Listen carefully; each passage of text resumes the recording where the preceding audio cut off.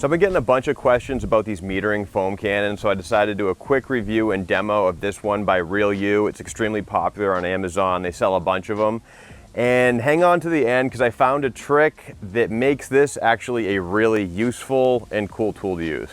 If you're not familiar with this tool, this is called a metered foam cannon, and they call it that because there's a metering tip inside the unit that sucks up a pre-adjusted amount of soap from the bottle. Out of the box, it comes with a replacement mesh filter, a 1.2 millimeter orifice, a smaller size metering tip, and an Allen key. Interestingly enough, instead of having a replacement orifice size, it has a replacement metering size. So it has a 0.58 millimeter and a 0.53 millimeter. These are tiny. It's nice they include an Allen key, so if you do want to get a little more foam, if it's too runny, you can swap it out for the smallest metering tip. Almost identical to the Rain Kovo foam cannon, you can just screw off the head and get easy access to this mesh filter, which is really nice. And same goes for the 1.2 millimeter orifice. You can just take a flathead screwdriver, unscrew that, and then replace it with whatever orifice size you want.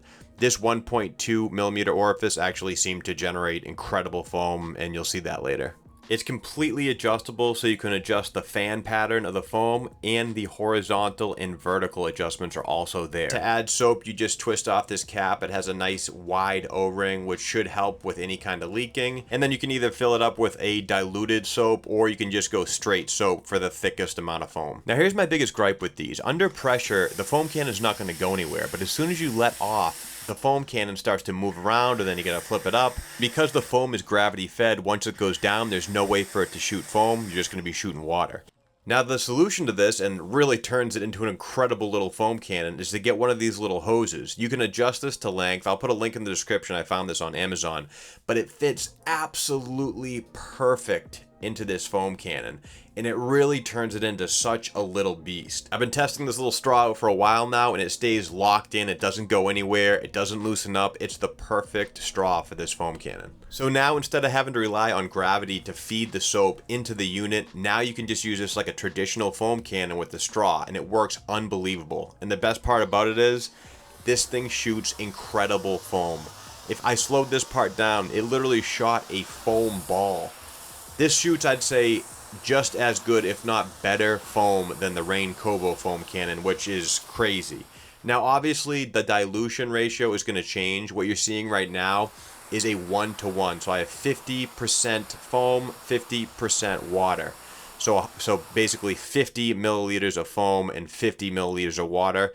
And in my opinion, that's probably the best ratio.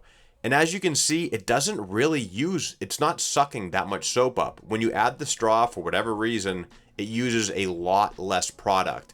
And I just have this running right now just to show you guys that it does make a difference. Having that straw, I think, just slows things down to the perfect amount. This dilution ratio, I was able to go around my truck with 2 full passes, so I covered the truck with foam twice with absolutely no problem. The foam was super thick. It had that nice stucco look to it, very textured, amazing.